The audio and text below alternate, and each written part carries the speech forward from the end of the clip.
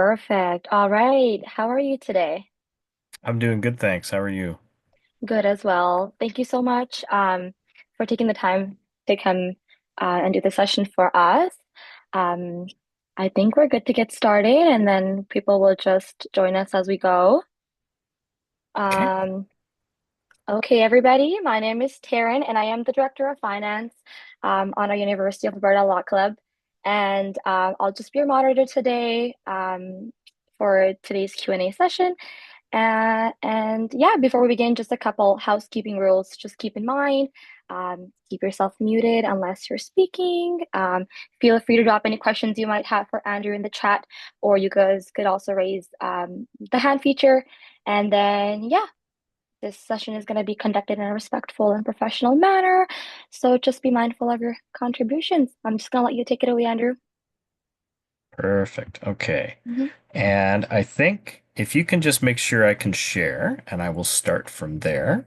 I have a Yes, absolutely. short presentation. Hmm.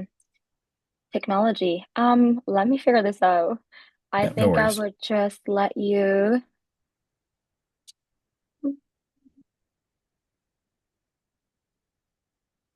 Nope. Okay. Sorry, just one second. All good.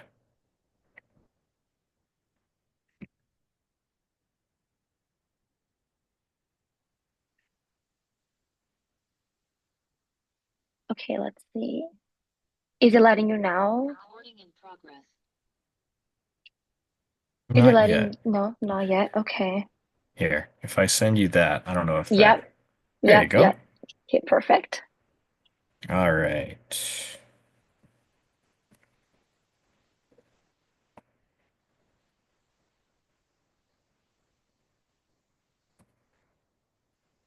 Okay. So you should be able to see just the presentation, not my little notes, right? All right. Perfect. So, with that, I guess I'll kick things off. Tanseoke, Andrew Nasigasun. Hello, I'm Andrew Showalter. I'm coordinator of Indigenous Initiatives and Reconciliation with the University of Calgary Faculty of Law.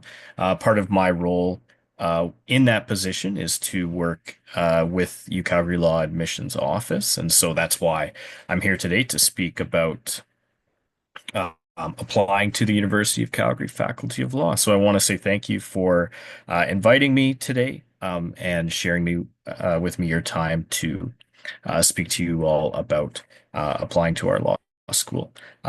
This will be about 20 minutes, followed by some time for questions, and I'm going to try and really stick to that schedule because I like to talk a little bit, and so I'm going to start a little timer for myself. So. With that, I acknowledge you at the U of A and in Edmonton as Treaty 6 territory, but I would like to acknowledge that I'm joining you today from the territory of Treaty 7 in the heart of southern Alberta and the Métis homeland and historic Northwest. And I acknowledge and pay tribute to the peoples of Treaty 7, including the Blackfoot Confederacy, the Tsuut'ina First Nation, the Iahay Stoney Nakoda, and the Métis peoples of the Otipemisiwak Métis government here. And so, a brief agenda. Why U Calgary Law? I'm going to give you some information about our law school, um, information on successful applicants to the JD program, how to apply, highlights what's new and what's changed, as well as some information on tuition and financing, including awards, and as well information on how to connect directly with law students who are currently at the University of Calgary through our Law Ambassador program. So, first thing I would like to just mention is that at U Calgary Law, we see you as a person, not a number. You're not just an application. We are very proud of our holistic admissions process. So that means we consider more than just statistical performance when assessing files for admission. We want to know and we encourage you to be as wholesome as you can in terms of providing us with your work experience, non-academic pursuits, volunteer experience, community involvement, and extracurriculars. as well as the statement of purpose and perspective, which I'll speak on a little bit later about the details about. But we want to really know who you are. Our students that attend are well-rounded, engaged individuals who come from a number of different academic programs, backgrounds, and cultures, and no factors have a specific weight in our assessment. Yes, statistics matter. Your LSAT and your GPA is certainly important, but so too is everything else. Extracurriculars work, volunteer, and those are there's a number of things that they can be, right? You're in this club right now at the U of A. That's something that you are engaged in. Certainly as well, other academic clubs or sports or community involvement, right? All of that is relevant. And so through our admissions process, we want to know who you are. In other words, paint that picture for us of who you are as best you can. So the University of Calgary has a um, we have a Calgary curriculum, and what that is the mentality of our curriculum is to teach you practical, relevant skills to ensure that you're entering the profession with a range of skills um, and knowledges to begin practice. Put another way, we want to ensure that you're prepared to enter the profession that you are joining, not the one that your professors or even myself joined previously.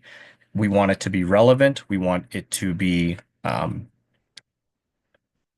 updated in terms of what the kind of work you're going to do. And so I'll give you a little bit of insight into that curriculum. But I see there's a hand raised. So I don't know if that's intentional. Feel free to interrupt me. I should have mentioned that at the beginning. If you have a question, just go ahead.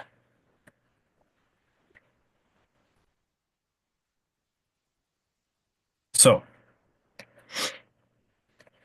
our Calgary curriculum, one of the important parts of that curriculum is we have foundational intensive courses. So and that's in every year of program. So in first year, in both September and January, you do our Foundations of Law and Justice course.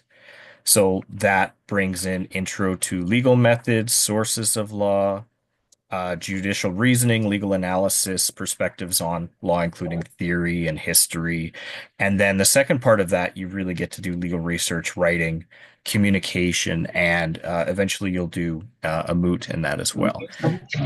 In second year, you have negotiations, which takes place in January, where you learn, oh, I apologize, where you learn these skills of negotiation. So the theoretical and the practical foundations to become an effective negotiator, including exposure to different types of negotiation and dispute resolution options. We also bring in practitioners from the legal community to take part and through small group activities and role plays, interviewing, and things like that, you'll gain those important negotiation skills. Third year also takes place in January. You engage in fundamental trial skills. And so this is like a capstone course in the final year of your studies that builds on courses like evidence and ethics and civil procedure and negotiations, of course, the skills that you learned previously. And at the very end, you actually conduct a trial at the Calgary Court Center with the Court of King's Bench. And so that could be criminal or civil, and it may be a full-scale trial with jury or without. So that's part of our curriculum. It kind of so the curriculum covers those important theoretical things that, of course, are important to law, but gives you practical um, opportunities to really develop skills and engage with others, colleagues, and clients. We have clinicals, including our public interest clinic, our business ventures clinic, criminal justice, corporate externships, as well as student legal assistance. And again, this is relevant to how the profession is growing, how the practice of law is changing, and is certainly as well includes individuals from the Calgary legal market. And With that, I mentioned mooting in the previous slide with foundations, but there are mooting opportunities. So those practice court, mock court types of scenarios that you can get involved in, both ones that you will travel for through and compete with other schools, but ones also that we offer internally. So not just in upper years, you're able to get involved in early on in your first year if that's something that you would like to do. Or alternatively, if you want to learn about going to court and having a client and assisting them through a criminal or a family matter, student legal assistance is an opportunity you can do that. You could be in court within the first few weeks of law school if you so choose. So, our program as well, there's a couple different options that you can do. So, the JD program, of course, is 3 years. One of the things that you can choose to opt in for during those 3 years is a certificate in common law in French. So you'll gain valuable advocacy and written legal skills in French, as well as engage in providing or learn, pardon me, learn how to provide legal services in both French and English. And of course, that opens doors to different careers as well as potentially clerkships that require both French and English. Uh, New this year as well, we have the concentration in Aboriginal and Indigenous law. This is aimed at equipping students with advanced skills, knowledge, and perspectives. And it's about 20 units of coursework. So it's something that you can do if you choose during those 3 years by enrolling in these specific courses. We're the only law school in the prairies to offer a concentration in Aboriginal and Indigenous law, and we're very proud of it. We also have joint programs. So these ones are a bit longer, whereas the other two, the certification and the concentration, are within the 3 years. You could also look at doing a combined JD Master of Public Policy. You could do a JD Master of Business or our International Energy Lawyers program, which is in partnership with the University of Houston, where you get both American and Canadian law degrees. So those are options for you to consider and things that we certainly offer at UCalgary. With those two, there's lots of opportunities to travel and be involved. So I mentioned the Indigenous and Aboriginal law concentration. One of the courses you could take to satisfy some credits of that concentration is a Modern Treaties and the Law course, which takes place in the Yukon in the spring, so during May, where you engage with Yukon-based lawyers and judges, First Nations leaders, government leaders, and other folks involved in the legal system, and you go on the land in a mix of classroom and practical work. We also have the London Corporate Law Summer Institute program, which takes place in August. That's where you gain the knowledge and skills you need to represent Canadian firms in an international milieu off. And so that's you go to London in August, usually I think 2 to 3 weeks. And that's actually you get I think 6 credits, so 2 courses completed by doing that. I'd already talked about the certification in common law French. Um, and then as well, there's international exchange uh, opportunities. So in your third year in the fall term is when you can look into potentially going to somewhere like Asia or Europe or Africa or Australia or New Zealand or somewhere else to gain to do a semester in international at an international institution. So we have a number of partnerships with schools all over the world. So Calgary Law also is very proud of our equity, diversity, and inclusion. We pride ourselves in the diversity of our student body and our faculty. And there's a number of student groups that, including those listed here, such as, the Diversity Law Society, Outlaw, ILSA, BILSA, all of those, as well as faculty initiatives to acknowledge and embrace the diversity of ourselves, and of course, ourselves within society. The University of Calgary also has very good success with articling and summer placements. In the first year and second year summer markets, and particularly in the Calgary market, we have very good success. You'll see there it says about 54% of positions when the nearest The second school, which may be relevant for you, being where you are, has approximately 9% of success in gaining summer employment positions. And so we're very proud of that. We ensure that students are able to engage with the Calgary legal market here very early on and build relationships. But of course, we also have success in other legal markets. We have students, for example, who are from Edmonton and want to return, and so they are successful in attaining positions there. We also have students who want to explore other markets like Toronto or Vancouver or the Maritimes. And so our career professional development office is able to coach students through these different markets to find success. Our 5-year articling rates, again, we're very proud of the work in this area, and we have about 98% success over the last few years. And I mentioned as well, we have a connection to the Calgary legal community. Every major national law firm has an office here, and Calgary has wrapped its arms, the community has wrapped its arms around our law school. We have a number of events in first year and second year and third year for students to build relationships and learn about the Calgary legal market, the nature of the work, the types of opportunities. And this includes regional opportunities as well. It's not just these large corporate commercial firms. There are a number of opportunities to engage with regional firms and employers, as well as government, nonprofits, and certainly sole practitioners and smaller firms as well. So, this is kind of at a glance of a previous year of admissions. So 130 students admitted roughly a year. Our average LSAT was the 84th percentile, which was 164, average GPA of 3.7. You see there are 32 different undergraduate areas of study. And that's something, again, it brings diversity to our law school, of course.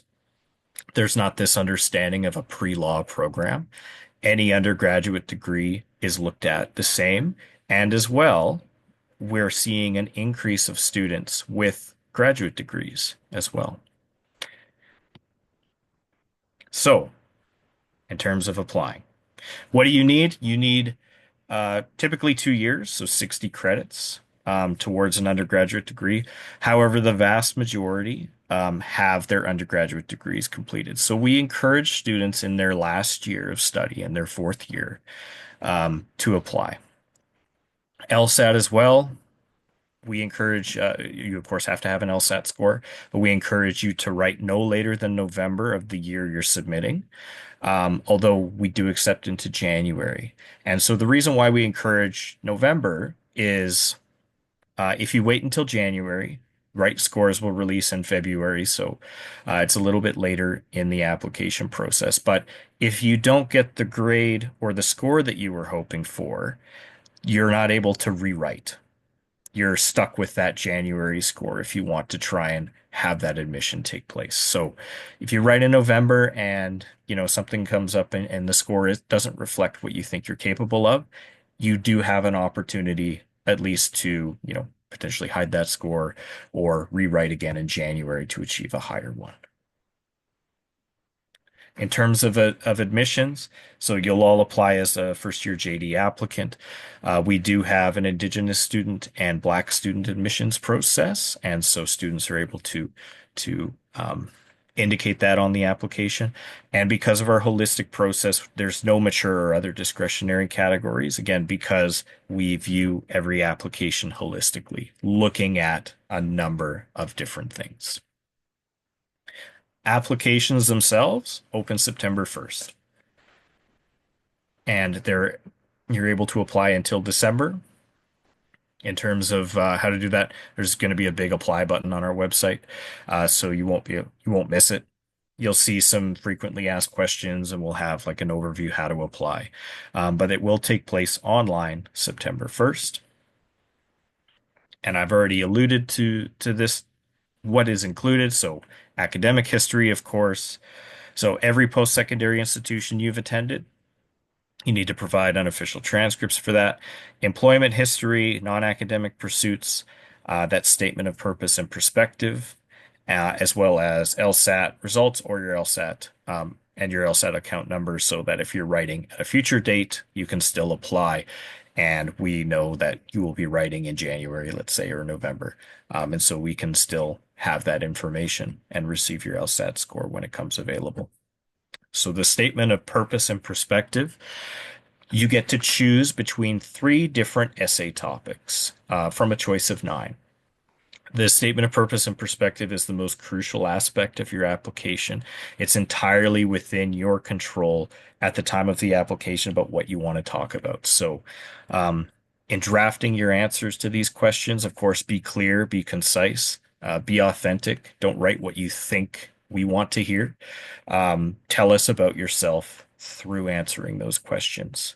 Um, we want you to be able to distill your essay in its most important elements. And 300 words isn't a lot, but this is the kind of legal writing as well that you'll be expected to produce in law school.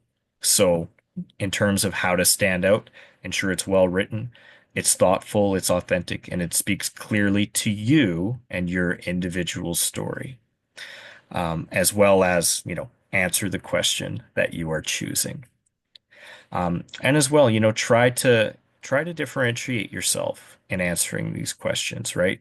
Don't talk about, it's something like starting off an answer by saying, "Oh, I always wanted to be a lawyer because my parents said I like to argue as a kid." That's pretty common. We see a lot of that. So don't start with that. To differentiate yourself, you might start with something else. And of course, advocate. That is what your application is. The entire application is you providing advocacy of why you want to be uh, in law school, but of course, our law school, who you are, and what you can bring and how you can contribute to the community here at the University of Calgary. In terms of transcripts, I mentioned unofficial. So all we need is unofficial transcripts. And you can provide that. Afterwards, there's a document deadline of February 15th. So you have until then. And if you're in your last year of study, we actually don't want transcripts until we have your most recent fall grades. So you won't upload your transcript until January. Um, but the sooner that your application can go complete, so your LSAT score, your uh, your transcripts, anything else that you may have to upload. The sooner it goes complete, the sooner that we can review. But if you are in your last year of study, you're not able to upload transcripts until you have those fall grades. That doesn't make your application um, less competitive or anything like that. It's just we want to see those most recent grades. Tuition. Roughly 17,875 a year. In terms of affordability, it's one of the more affordable from tuition perspectives. Um, Other areas such as out east in Ontario, they have an out of province amount that's added on top of tuition. So 17,875 per year. And we have a number of scholarships, bursaries, and awards, including entrance awards. And so we encourage you to apply on the application. If there's a little button that says, "Hey, do you want to be considered for those?" Of course, check that. But there's a number of awards that are available for first years and for students continuing. So I'm just over 20 minutes, but this is good because I only have one slide left. Um, There's a lot of information. I've given you a very quick rundown, but there's a lot of information that you can access online on our website, including 5 years, the previous 5 years of statistics, information on the different programs, the different research, the different courses that you're able to do. We're happy to talk with you and answer questions, but we really encourage you to look because there's so much information online that one can maybe answer your question, but give you a better idea of our law school and what life could be like here.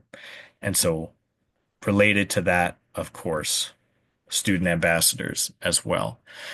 These are current law students who have volunteered their time to get in touch with individuals who are interested in applying to law school. So you can ask them from a student perspective. I went to law school not too long ago, but it's been a bit of time, and I didn't attend the U of C either. Um, but what's law school like? What kind of clubs are there? What opportunities can I work? All of those types of things. Those are the questions that you can definitely ask them. And so you can email that anytime. They are getting close to finals here. Of course, coming in April, I'm sure many of you have finals as well. Um, so there may be a delay in response, but you can check out their Instagram as well. And so with that, that's my presentation. I'm going to go back to the first slide here, and I open it up to questions, whether it be through chat or through video. So thank you very much. Awesome. Thank you so much, Andrew. You are definitely within the time limit, don't worry. Um, I guess I'll get started. So maybe I'll just warm it up for everybody. Mhm. So my question was, let's say you are in your last year of your undergrad. And so you mentioned that you would only take the recent fall grades. So does that mean you wouldn't take the following winter grade? So because those grades won't come out till typically like late April or May, right? Hmm. We're typically done assessments by then. We like Mm, to have a decision for most people by March. okay. And so yeah, so the reason why we want the fall grades is because they're the most recent ones. In Hmm. terms of going forward, so let's say you were provided an offer of admission, we would still want your grades after that Okay. to show that you've continued and that you completed. So yeah, afterwards, if you do receive an offer of admission, you upload official transcripts. But for the application itself, unofficial is fine. And again, we want those most recent fall grades if you're in your last year, or if you were in Okay. your third year and trying to apply without Okay. that completed undergrad. Sounds good. So then the last 60 credits would only count with the fall grades then because you'll have your decision Yes. made by then. Okay. Sounds Yes. So in terms of GPA calculation, right, 60 good. Hmm. credits, the last 60 is what we look at. Hmm. And so we understand too that, university is tough in the first couple years. You're figuring it out. You're taking courses that are maybe you don't like that you have to, right? Like maybe Hmm. you're in a program and you have to take an option or an elective and it's not best for you. So typically we see students kind of have an upward trajectory after those first couple of years. So that's why the 60 credits are how we determine GPA. And so yeah, in your last year, those fall grades are likely to be pretty good as well. So Awesome. Thank you so much for answering one question. I think we have another one mhm. in the chat here. What do most successful law students have in their personal statements, as in their qualities? So part of this depends on what you're answering, right? So the statement of purpose and perspective, I mentioned there's 9 options. So it really depends on what question you're answering. So for example, there's a question in this most recent cycle that asked about, um, you know, maybe how your opinion changed. Like tell us about a time where where you had a change of thought. And so there's a lot of qualities that can come from that. Certainly, of course, things, maybe getting through conflict or communication skills or something like that. Another question maybe is, we ask a question of like, if you don't think that the LSAT or the GPA, maybe it's below the competitive average from the stats.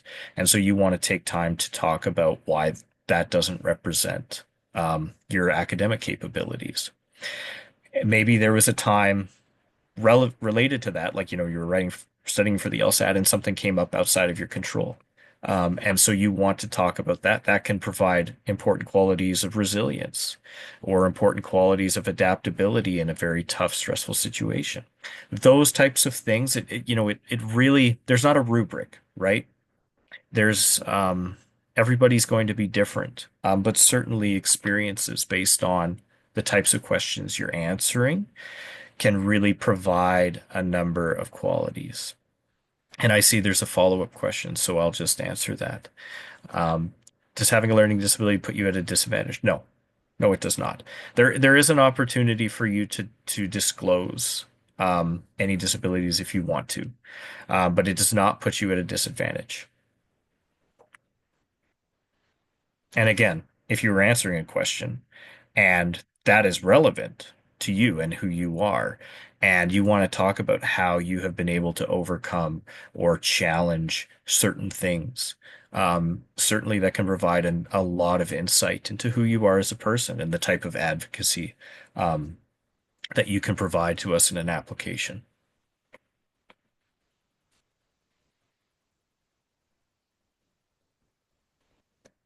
Awesome. If anybody else has any questions, please feel free to unmute yourself, or just drop them in the chat box.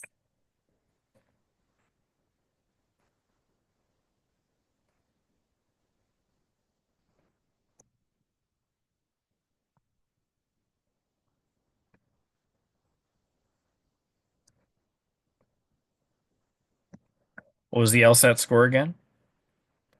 I think well, we'll have an updated number from this cycle, right? Um, I think 85th percentile was what was on the slide. But this year, so when you decide to apply, if you're applying this year or next year, if you look on the website, we'll have the most recent stats so you can see and you can assess. Um, yeah, because the applications won't open until September 1st, our stats will be updated. So I'm just working with what we had previously. But it has over the last few years been 160, like 165, 166, 167, all around there. So it is going up though. Got another great question in the chat box. hmm what is your intake? Oh, actually, there's one before that. Intake and it's admitted students. So 130, we've increased a little bit, so we're about 135. This last year was 135. Um, how many of the applications are holistic and how many are simply competitive scores? Well, again, right, it's not just statistics. Sure, if somebody applies with a 4.0 GPA and a very high LSAT, of course we look at that and say, look at that. That's a very competitive statistical application. Um, but it's not everything. So we're going to go scroll down, and if, for example, if there's no statement of purpose and perspective, how are we supposed to assess that application and assess those other skills? So every application is holistic. Sure, there's great grades, and that's awesome. But every application we're going to look at, we're going to read everything, and we're going to look at the LSAT writing sample, and we're going to look at the advocacy throughout. And so this is part of the reason too when we say make sure your application is well, you know, is is well prepared and well thought out. Grammar matters. Everything in the application is advocacy. And so your LSAT writing sample, we're going to look at that and we're going to look at the application and say, how's the writing? Is it, is it, uh, is it, you know, are there lots of errors? Is it well proofread? All of that is relevant. Total numbers of applicants last take intake. The last few years, we've had over 1,500 applications. So it is competitive. It is a very competitive process.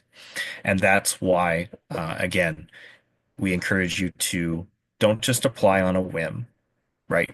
Don't November 30th, before you have a few hours before the portal closes. That's not going to give you a really good opportunity to think about what you want to talk about, think about your answers, and really provide all the information that you can. So if it opens September 1st, you don't have to apply September 1st, but take your time, look at our options of questions and say, what do I want to talk about? What can I provide? And I didn't mention in the um, in my presentation, but we do not accept references. Other schools do. Other schools want references. We do not. And part of the reason too is that because you can advocate for yourself, and so do that in the application. If I decide to do my master's before law school, are only undergraduate transcripts considered? Nope. We consider uh, graduate transcripts as well. And so those come into consideration. And as well, again, undergraduate courses are what we look at. So let's say you complete your degree and your GPA is, let's say it's below average. Well, you can enroll in some open studies, undergraduate courses, and take a couple after you're done to try and increase your GPA. You can certainly do that. That's an option. How long does it take for applicants to get a response? Again, we aim to have most decisions by by end of March. It de really depends on the year. Part of this is related to that second question I see there, which is, do you send out offers on a rolling basis? Yes, we do. We review as soon as we can. So applications that go complete earlier on, we'll start to review. But we know that people want to make plans and kind of know what they're doing. And if there's offer of admission and they're not from Calgary, well, then they have to consider a bunch of things. But certainly, maybe they have applications to us and other schools, other law schools, or us and other programs. So we want to try and provide um, a response to you. So we do provide rolling offers. We'll start reviewing in December. Again, that doesn't put you at a disadvantage because you have to wait for transcripts if you're in your last year to apply, um, or pardon me, to upload those in January. But we do try and make most decisions so that students are aware March, April. And that includes waitlist offers. We do have a waitlist. And so waitlist can, of course, extend it. But we try to let you know earlier on that you are on a wait list. And then we don't want to drag you until, August and then say, well, you're not there. We are very cognizant of the fact that we don't want students to just kind of, or pardon me, applicants to hang on this idea of I could get in. And so we are very aware of how many people are on the wait list, what the chances of that wait list moving are. So we will make decisions throughout the spring and summer.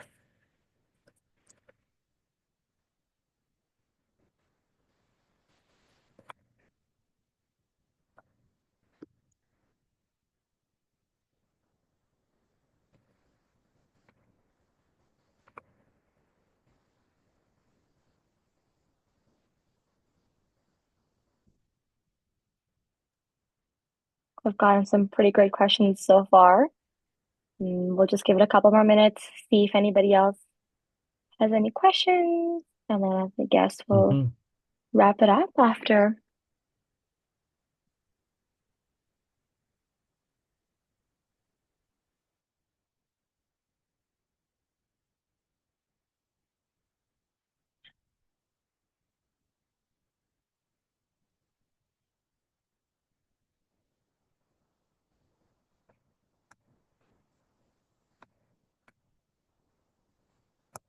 I have a question.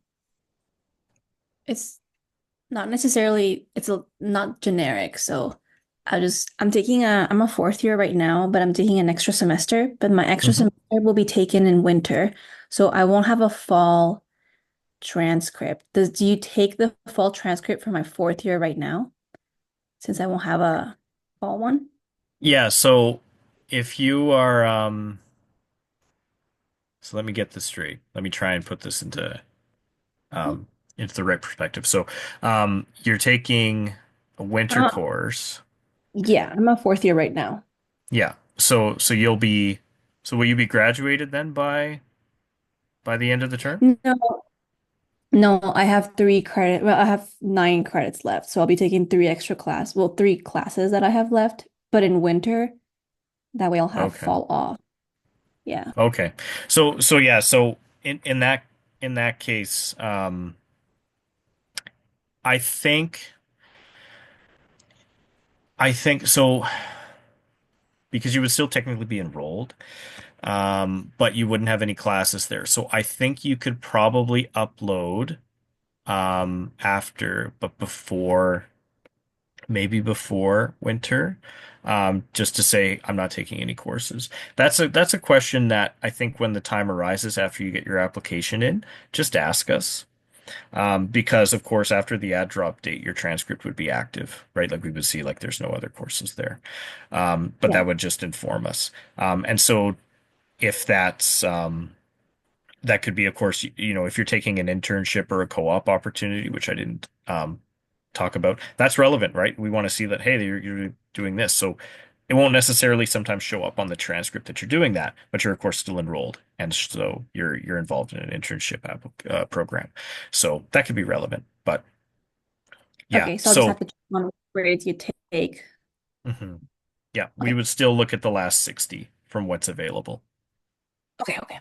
Thank you. Yep. Um, I see questions in the chat. Compared to U of A, would you say you do a more holistic approach? I can't speak to what U of A does because I've never been in the application or the assessment room. Um, all I can say is that we are very proud of the fact that we review files holistically. And so, just to put it in perspective, right? Let's say you have our stats. Let's say your GPA is below the average, but let's say your LSAT is above average. Well, we can do a bit of this, and then we can look at the work experience. Or let's say you're a mature applicant, somebody who, or maybe even not a mature applicant, but somebody who got their undergrad degree a few years ago, or maybe 10 years ago, um, and but since has been working, and maybe you've gotten other designations or have been really involved in certain things.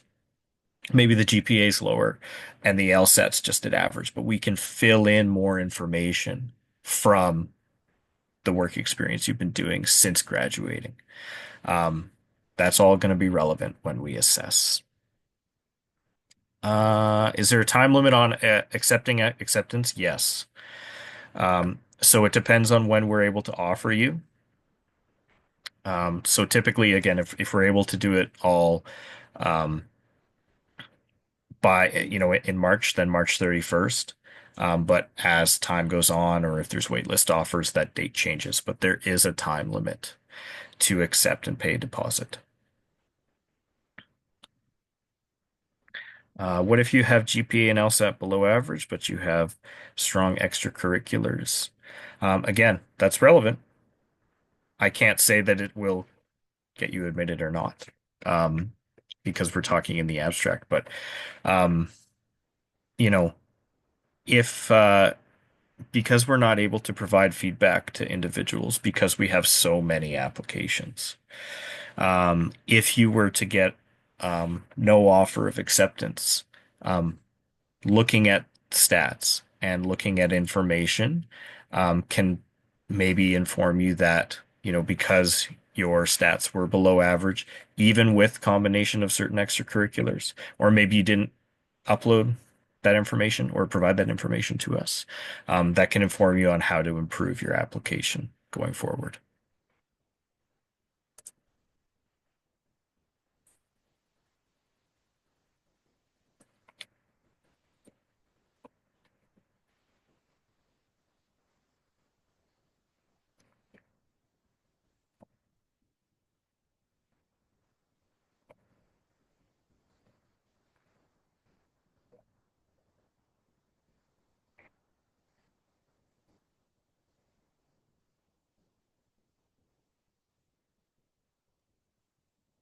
All right. Um, we'll see if anybody has a last minute question that they're gonna pop in the chat. But I guess that pretty much brings us to the end of our session. I do remember you mentioned the student ambassador program and how people can reach out to them directly. Mhm. Is there any other way that people can maybe reach out to you or get their questions answered other than going to the website? Are there any resources you might want to drop? Yeah, so So I've just switched back to the Law Ambassador slide, so the email's up there.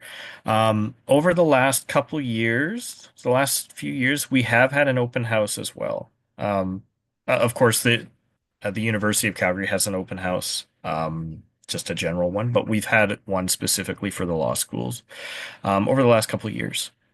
That's an opportunity for you to come to the law school and engage directly with us. And so there'll be like myself, other members of the admission team, members of the Career and Professional Development Office, student clubs, student groups. That's a really good opportunity to engage, see what the law school is like, and kind of ask questions about maybe specific to the application. In previous years, we've had partners such as LSAC themselves have come and spoken to that at that as well. And we've had a couple of professors provide um, like a kind of like a guest lecture on a legal topic that's relevant to something going on in the world. So we've done that, and I'd encourage you to keep an eye on that.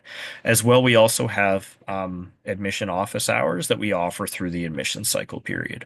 So on our website, there'll be like a kind of a link that says, "Hey, you can just sign up for this," and they're virtual. Um, so over Zoom or a phone call.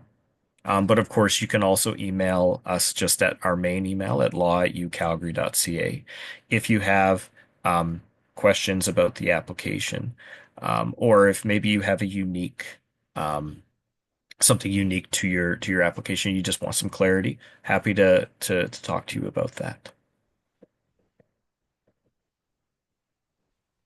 Awesome. Thank you so much, Andrew. Yeah, no, thank you so much for your time and for sharing such valuable insights today about U Calgary Law. Mhm. Um, and thank you to all the students who attended our session and participated with such amazing questions. Yeah, like if you guys have any more questions, I definitely encourage you guys to um, check out University of Calgary Faculty of Law's website and all the resources that Andrew shared today. And on behalf of ULC, we appreciate you joining us today. Um, yeah, hope you have a great rest of your day, Andrew. Yeah. Well, thank you very much, and I hope too. Like we're very happy to do another one or answer more questions when applications open in September. So please reach out. Myself or another member of the admissions team is happy to engage and happy to see you and answer questions. So Awesome. Thank you so much. We'll definitely stay in touch. perfect. Thanks, everyone. I appreciate your time. Have a good rest of your day. Thank you. You too.